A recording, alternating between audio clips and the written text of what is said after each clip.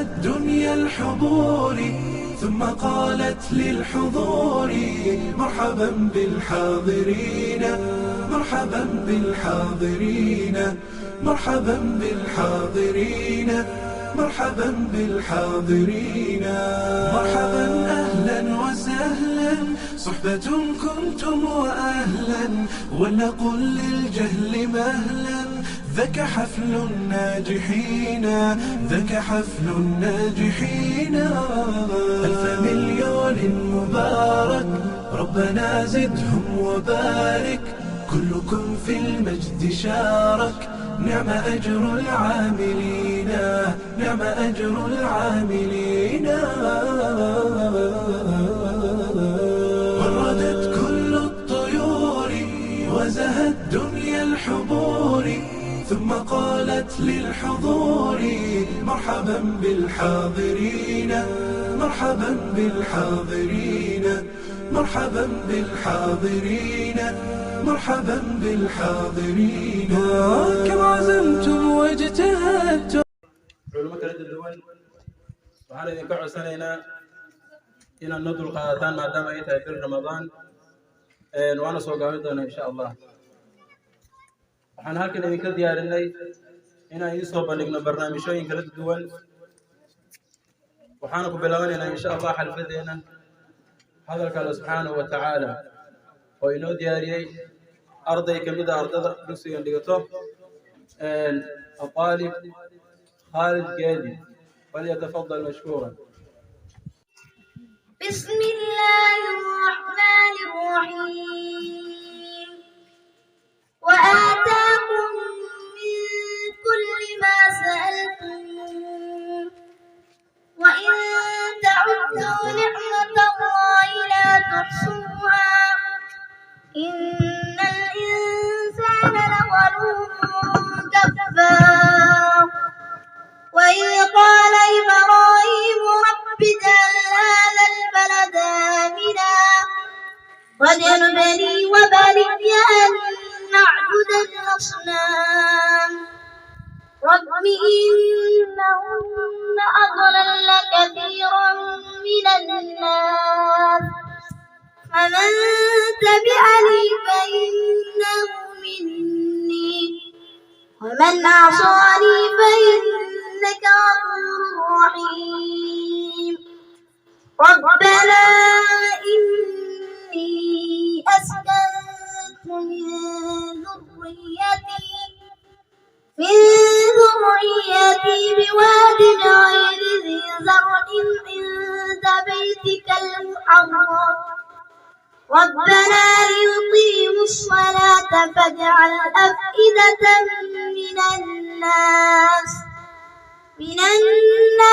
تهوي إليهم وارزقهم من الثمرات لعلهم يشكرون ربنا إنك تعلم ما نخفي وما نعلن وما يخفى على الله من شيء في الأرض ولا في السماء الحمد لله الذي وهب لي على الكبر إسماعيل وإسحاق إن ربي لسميع الدعاء رب اجعلني مقيم الصلاة ومن ذريتي ربنا وتقبل دعاء ربنا اغفر لي ولوالدي وللمؤمنين يوم يقوم الحساب ولا تحسبن الله غافلا عما يعمل الظالمون إنما يؤخرهم ليوم تشخص فيه الأبصار مهطعين مقنعي رؤوسهم لا يرتد إليهم طرفهم وأفئدتهم هواء وأنذر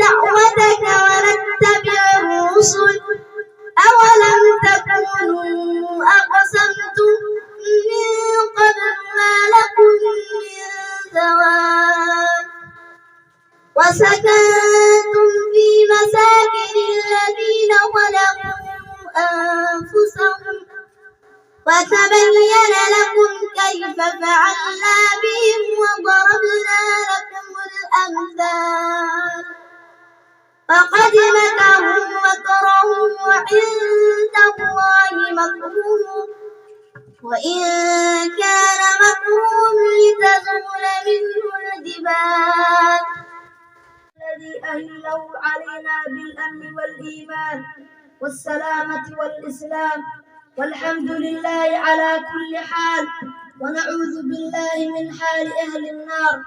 أما بعد، ضيوفنا الأعزاء، أهلا وسهلا ومرحبا بكم، وأسعد الله صباحكم بكل الخير والسعادة والفرح والسرور. أسعدنا كثيرا وجودكم معنا الآباء والأمهات والطلبة والشيوخ في هذا الحفل الرائع، وكل التحية والتقدير لكم، وأهلا بكم مرحبا بكم جميعا في حفلنا العظيم.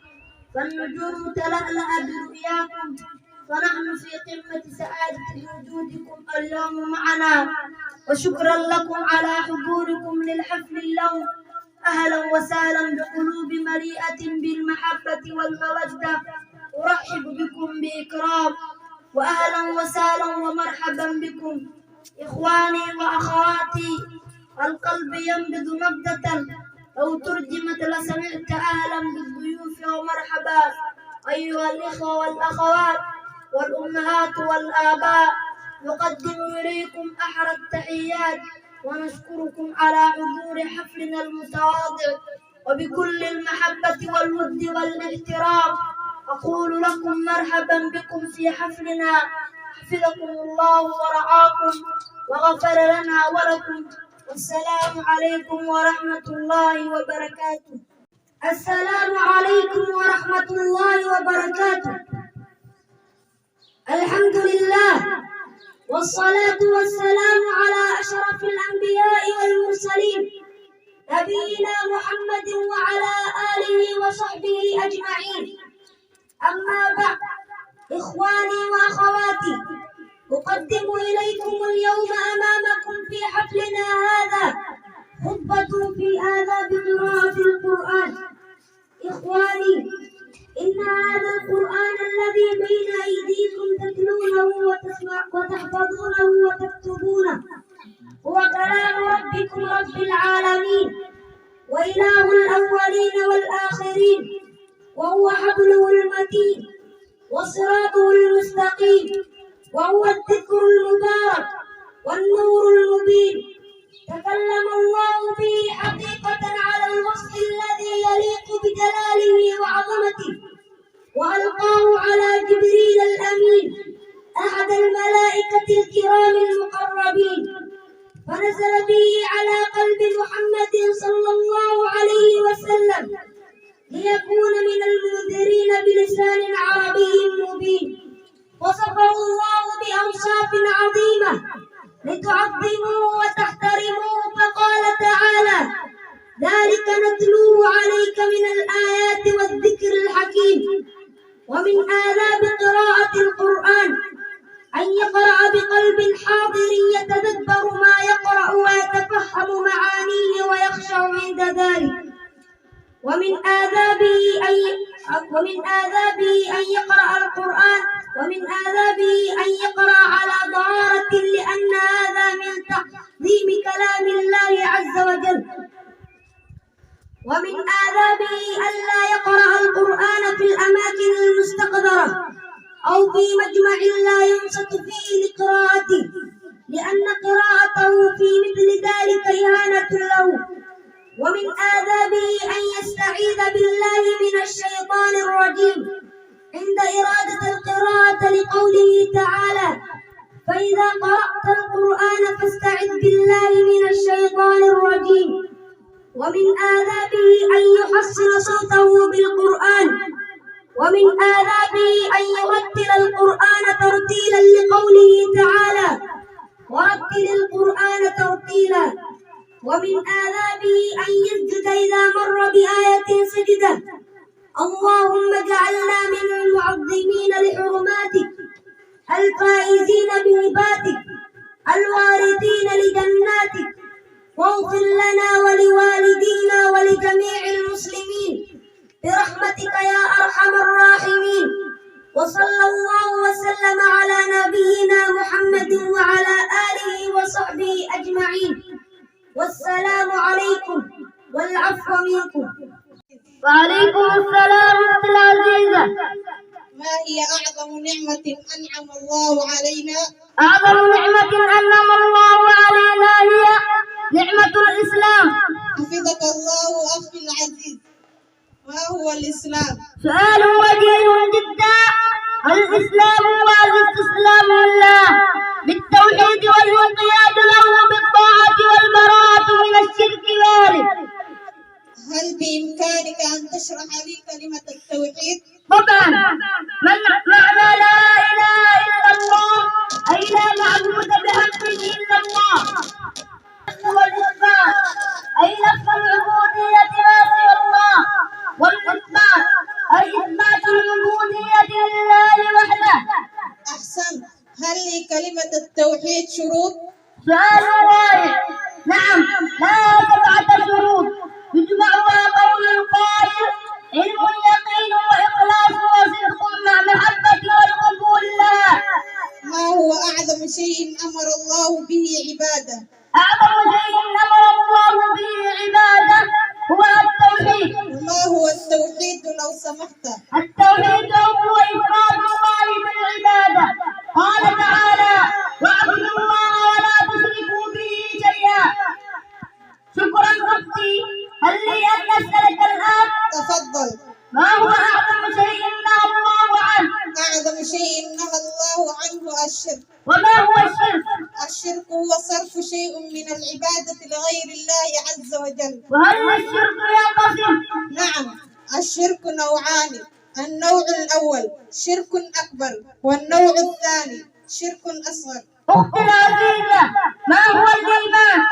الإيمان هو اعتقاد بالقلب ونطق باللسان وعمل بالجوارح. السلام عليكم ورحمة الله وبركاته. الحمد لله وكفى، والصلاة والسلام على رسوله المصطفى.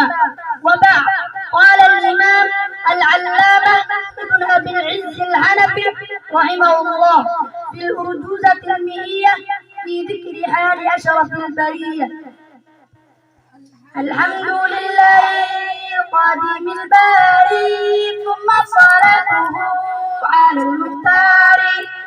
وبعدها كثيرة الرسول مظلومة مجازة الفصول. مولده في عاشر الفضيل ربيع الأول غمبيل. لكنما المشهور ثاني عشره في يوم الاثنين في طلوع الفجر. ووافق العشرين من ليسانا وقبله أهل به حانا. وبعد عامين قد قديما جاءت به مرضيعه سليما. حليمة لأمي وعادت بإحيائها كما أرادت. فبعد شهرين شقاق بطنه وقيل بعد 4 من سنه. وبعد 6 مع الشهر الجاري وقفه به على الأفواه. وجدته لله عبد المطلب بعد 8 مات من غير كذب. مع أبو طالب العم كفل خدمته ثم إلى الشام رحل. وذاك بعد عام 12 وكان من أمر ومسار. وسار نحو الشام يطرق الورى في عام 25 القرى. من قديدة مقتدرة وعاد في رابع مستشرا. فكان فيه عقده عليها وبعده الضاء إليها. ولده منها قال إبراهيم فالأول القسيم حسن التكريم. وزينب رقية وفاطمة وأم كلثوم لهن خاتمة. والطير الطيب وعبد الله وقيل كل اسم لفرد زائد. الكل في حياتي ذو الهمم وبعده فضيمة بنصف عام. وبعد 35 حضر بنيان بيت الله لما أنتثر. فحكموا ورضوا بما حكم في وقت ذاك الهاجر الأسود تم. وبعد عام 40 أرسلا في عام 2 يقينا فانقلا. في رمضان أو ربيع الأول وسورة تقرأ أول المنزل.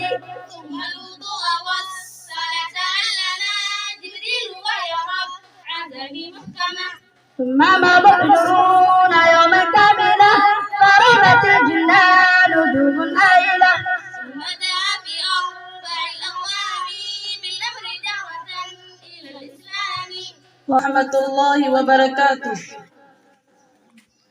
الحمد لله والصلاة والسلام على من لا نبي بعد. قال الإمام أبي إسحاق الإلبيري رحمه الله: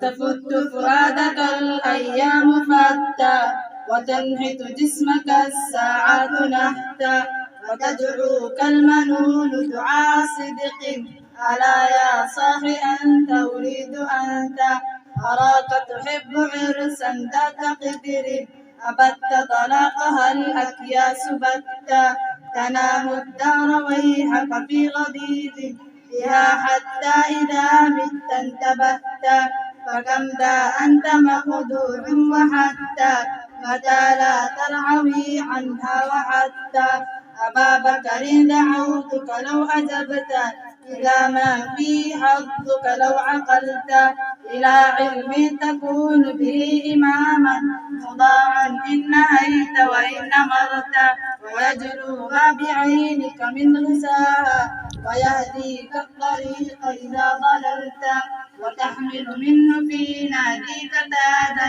ويكسوك الجمال إذا عريت ينالك نفعه ما دمت حيا ويبقى ذكره لك إذ ذهبت هو العضب المهند ليس ينبو تصيب به مقاتل من أردت وكنز لا تخاف عليه للصد خفيف الحمل يوجد حيث كنت يزيد بكثرة الإنفاق منه وينقص إن به كفا سددت فلو قد ذقت من حلواه طعما لآثرت التعلم واجتهدت ولم يشغلك عنه هوى مطاع ولا دنيا بزخرفها فتنت ولا ألهاك عنه أنيق روض ولا خضر بزينتها كلفت فقوت الروح أرواح المعالي وليس بأن ضعمت ولا سربت فواظبه وخذ بالجد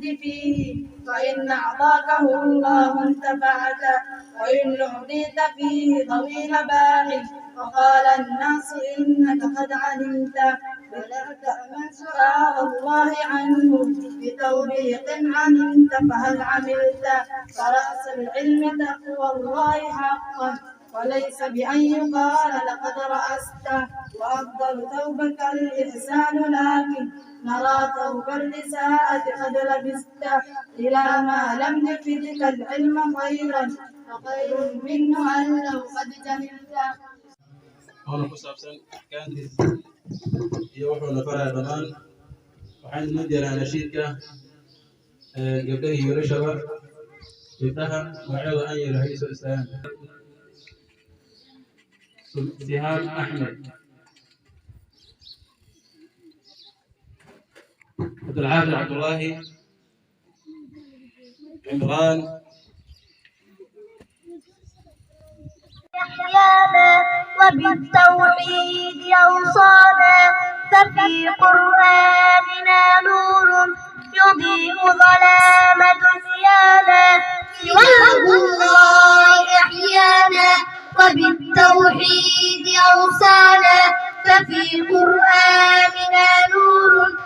يضيء ظلام دنيانا سوى القرآن لا نرجو شريعته لنا نهدو ففي آياته عبر وأحكام بها ننجو كتاب الله أحيانا وبالتوحيد أوصانا ففي قرآننا نور يضيء ظلام دنيانا سوى القرآن لا نرجو شريعته لنا نرجو ففي آياته عبر وأحكام بها نرجو يحذرنا من الشر ويدعونا إلى الخير وبالطاعات يأمرنا وبالإحسان والبر كتاب الله أحيانا وبالتوحيد أوصانا ففي قرآننا نور يضيء ظلام دنيانا سوى القرآن لا نرجو شريعته لنا نهدو ففي آياته عبر وأحكام بها ننجو يحذرنا من الشر ويدعونا إلى الخير وبالطاعات يأمرنا وبالإحسان والبر إلى القرآن نحتكم وبالإسلام نعتصم كتاب الله وحدنا فلا عرف ولا عجم كتاب الله أحيانا وبالتوحيد أوصانا ففي قرآننا نور يضيء ظلام دنيانا سوى القرآن لا نرجو شريعته لنا نهدو ففي آياته عبر وأحكام بها ننجو لك ما أين براني جهدي لا أنا ما أين براني جهدي أيا لو بحيي وقتنا لو بحيي إن وحاس لحب السيو لقب السيو أو هو القرآن الله سبحانه وتعالى أنت كذب عرب وحير وكوبا أو إنها ندكسيها هذه كرد المرة إذن كوب دكسيها ساد أكتيهن أرد مساجد كاسو حالة لسي 206 لا بكون يلح دي ساد تقانا كذب هذا dugsigan markii hore khashab waxa waqtigaas ama maartay dugsi loox ama dugsi oo kamaro ah 2013kii ayay noola dhisay dugsigan aan ka wareegnay looxii u wareegnay buug iyo sabuurad aan u wareegnay casriga hadda soo socdo waad arkaysaan abihi iyo waa laga wadi markaa duqba meesha dugsigan maanta ma sha Allah waxaan baa inoo duceeyay awowgiiba fadhiya meesha ee laga tacliim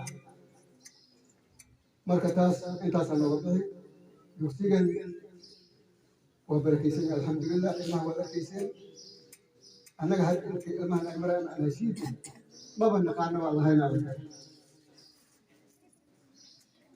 marka masaajidkan habeenkii marka la tukanahayo waa dhagaysateen aan u malayna carruurta yaryarka ee dadka tukinaysa ilaahay ha barakeeyo ilna allah ka hayo meesha baa laga aflaxa marka dugsiyada in loo dadaalo oo la qiimeeyo oo wax alla waxay u baahan yihiin lagu taro annaga aynu u baahan yihiin annaga dhalay tacliintana annaga iskale ilaahay baa meel mahay waan loo hayaa marka annagana wixii dadaal inaan ismuujinno yaa loo baahan yahay marka soo dhawaada waa mahadsantihiin waa idin mahadcelinaya waalidiinta soo qayb gashay iyo culimada iyo inta ahlu khayrka waad mahadsantihiin baaraka allah alxadiiska nabiga calayhi salaatu wasalaam muxuu ahaa walaalka haddii kuu yeero wanaad ajirto intaankaa lisa soo ajibay iyo isu imaaday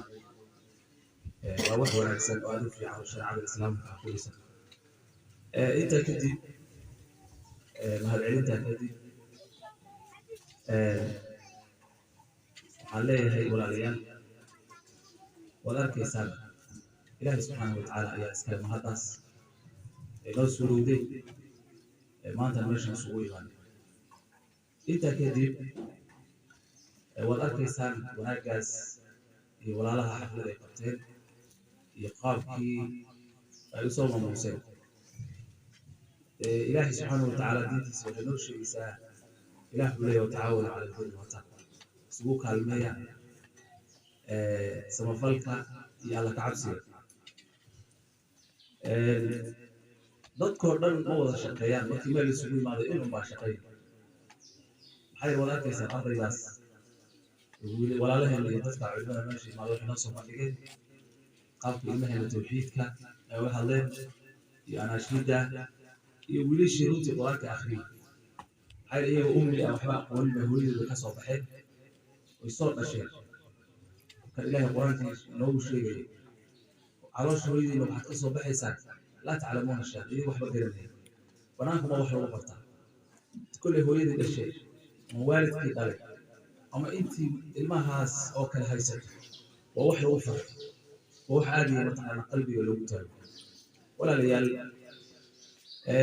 kolley markaska iyo asaaskiisa odayaashii iyo culimada igu horreysay ayaa qaraf ka taabteen wax yar adigana u idaafeeyo ku daro ثناء لله والصلاة والسلام على رسول الله وعلى آله وصحبه ومن والاه وبعد حفلة وسط بلان ما أنت مدرسة لو قبتي هاد بان مارتي وش دوينين عدانا هاي قبتي ماشي تجناح رمضي يوزازي أنت بحث أنا واحد أبوها ضيق مركا درسة يوم مقاطع حالة نتشمانتا ثمرات ماشي وهي ماشي لو هي دينها علومها ولا صوبا لك بل وحا نحن هنا نرى أشياء ونلوغات انتاسوا عليها مركا بارك الله فيكم إن كتب قاتي ينكي مارتي سود ذالي والدتي ما سود تربية ما تصدري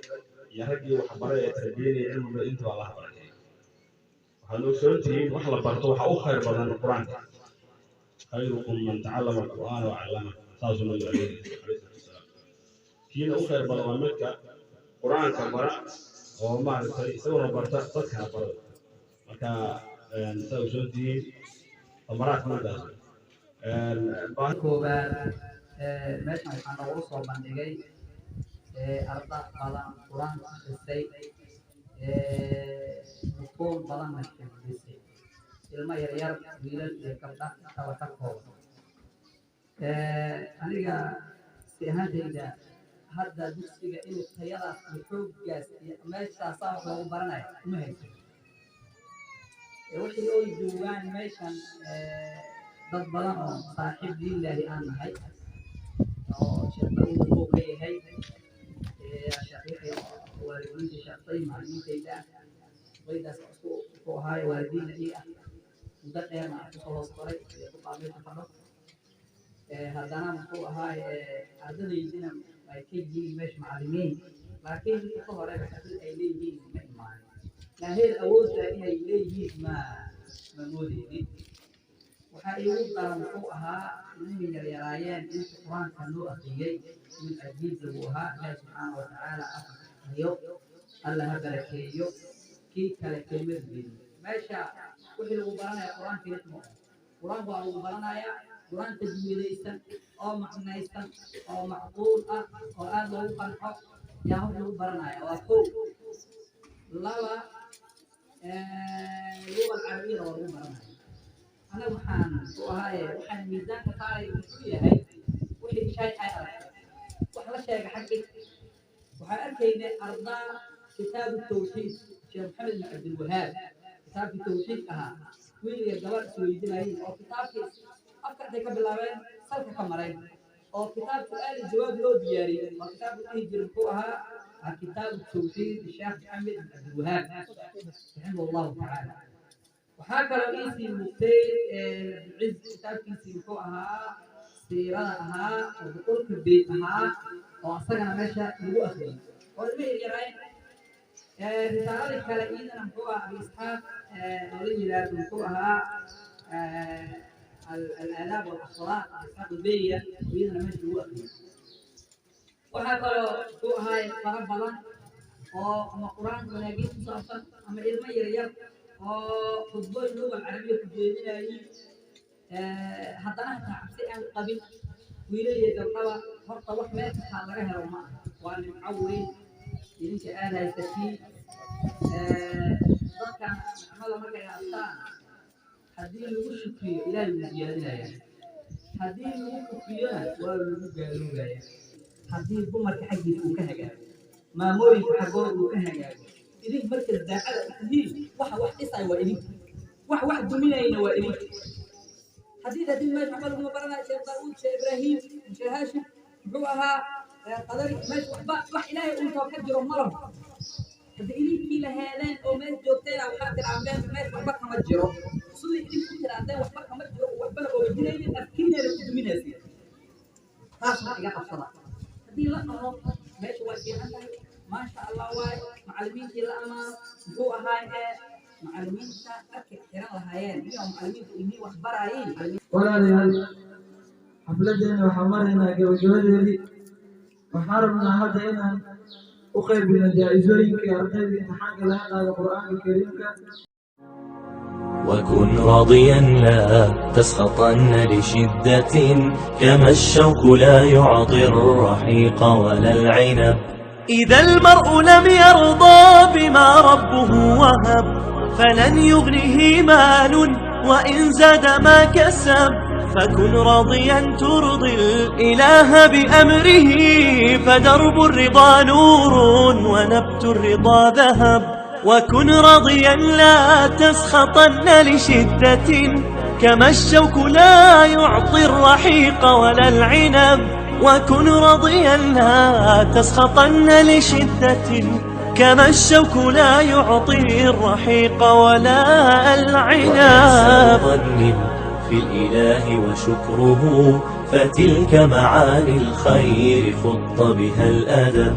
إليك غصونا دانيات قطوفها ومنبع خيرات يفيض وقد نضب. سلام وإحسان وصبر وجيرة وأفعال خير تستزاد بها الرتب. وإحسان ظن في الإله وشكره فتلك معاني الخير خط بها الأدب. وإحسان ظن في الإله وشكره فتلك معاني الخير خط بها الأدب. فتلك معاني الخير خط بها الأدب. وكن راضيا لا تسخطن لشدة كما الشوك لا يعطي الرحيق ولا العنب. إذا المرء لم يرضى بما ربه وهب فلن يغنه مال وإن زاد ما كسب. فكن راضيا ترضي الإله بأمره فدرب الرضا نور ونبت الرضا ذهب. وكن راضيا لا تسخطن لشدة كما الشوك لا يعطي الرحيق ولا العنب. وكن راضيا لا تسخطن لشدة كما الشوك لا يعطي الرحيق ولا العنب.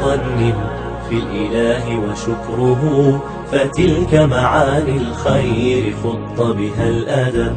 إليك غصونا دانيات قطوفها ومنبع خيرات يفيض وقد نضب. سلام وإحسان وصبر وجيرة وأفعال خير تستزاد بها الرتب.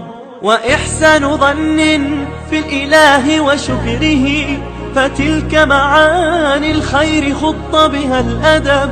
وإحسان ظن في الإله وشكره فتلك معاني الخير خط بها الأدب. فتلك معاني الخير خط بها الأدب.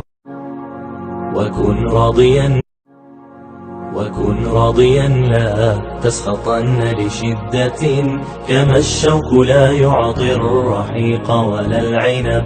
إذا المرء لم يرضى بما ربه وهب فلن يغنه مال وإن زاد ما كسب. فكن راضيا ترضي الإله بأمره فدرب الرضا نور ونبت الرضا ذهب. وكن راضيا لا تسخطن لشدة كما الشوك لا يعطي الرحيق ولا العنب وكن راضيا لا تسخطن لشدة كما الشوك لا يعطي الرحيق ولا العنب ظن في الإله وشكره فتلك معاني الخير خط بها الأدب إليك غصونا دانيات قطوفها ومنبع خيرات يفيض وقد نضب سلام وإحسان وصبر وجيرات وأفعال خير تستزاد بها الرتب وإحسان ظن في الإله وشكره فتلك معاني الخير خط بها الأدب وإحسان ظن في الإله وشكره فتلك معاني الخير خط بها الأدب فتلك معاني الخير خط بها الأدب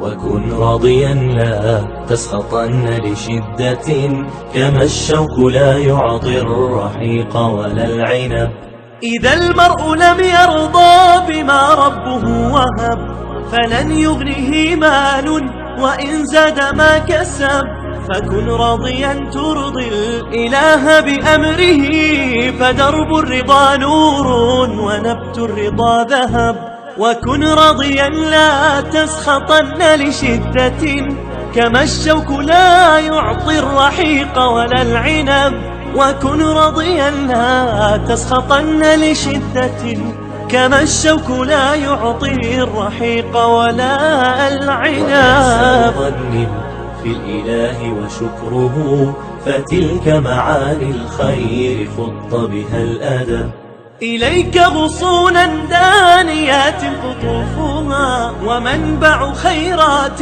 يفيض وقد نضب سلام وإحسان وصبر وجيرات وأفعال خير تستزاد بها الرتب وإحسان ظن في الإله وشكره فتلك معاني الخير خط بها الأدب وإحسان ظن في الإله وشكره فتلك معاني الخير خط بها الأدب فتلك معاني الخير خط بها الأدب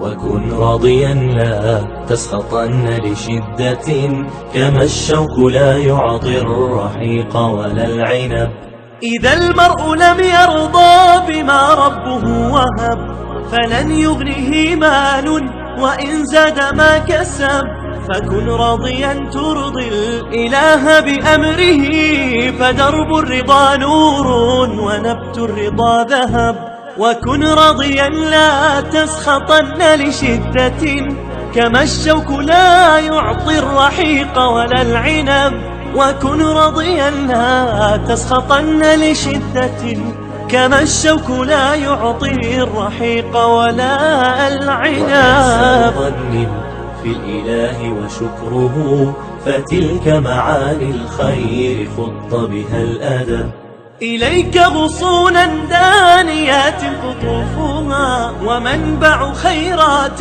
يفيض وقد نضب سلام وإحسان وصبر وجيرات وأفعال خير تستزاد بها الرتب وإحسان ظن في الإله وشكره فتلك معاني الخير خط بها الأدب وإحسان ظن في الإله وشكره فتلك معاني الخير خط بها الأدب فتلك معاني الخير خط بها الأدب وكن راضيا لا تسخطن لشدة كما الشوك لا يعطي الرحيق ولا العنب إذا المرء لم يرضى بما ربه وهب فلن يغنه مال وإن زاد ما كسب فكن راضيا ترضي الإله بأمره فدرب الرضا نور ونبت الرضا ذهب وكن راضيا لا تسخطن لشدة كما الشوك لا يعطي الرحيق ولا العنب وكن راضيا لا تسخطن لشدة كما الشوك لا يعطي الرحيق ولا العنب ظن في الإله وشكره فتلك معاني الخير خط بها الأدب إليك غصونا دانيات قطوفها ومنبع خيرات يفيض وقد نضب سلام وإحسان وصبر وجيرة وأفعال خير تستزاد بها الرتب وإحسان ظن في الإله وشكره فتلك معاني الخير خط بها الأدب وإحسان ظن في الإله وشكره فتلك معاني الخير خط بها الأدب فتلك معاني الخير خط بها الأدب وكن راضيا لا تسخطن لشدة كما الشوك لا يعطي الرحيق ولا العنب إذا المرء لم يرضى بما ربه وهب فلن يغنه مال وإن زاد ما كسب فكن راضيا ترضي الإله بأمره فدرب الرضا نور ونبت الرضا ذهب وكن راضيا لا تسخطن لشدة كما الشوك لا يعطي الرحيق ولا العنب وكن راضيا لا تسخطن لشدة كما الشوك لا يعطي الرحيق ولا العنب ظن في الإله وشكره فتلك معاني الخير خط بها الأدب إليك غصونا دانيات قطوفها ومنبع خيرات يفيض وقد نضب سلام وإحسان وصبر وجيرة وأفعال خير تستزاد بها الرتب وإحسان ظن في الإله وشكره فتلك معاني الخير خط بها الأدب وإحسان ظن في الإله وشكره فتلك معاني الخير خط بها الأدب فتلك معاني الخير خط بها الأدب إله ما أسكره عليه يصرف لكي إني حسدي إنه نمطه أدبر إسمه العلمية قافة يوسف الجسين يسياد نوع الجسين يسياد نوع احترامتين رنك هويك يبنك رنك يوحن أدوهم العلمية علمدين يوسف الجسين يا أرضي تمان ماشي السهول ماتي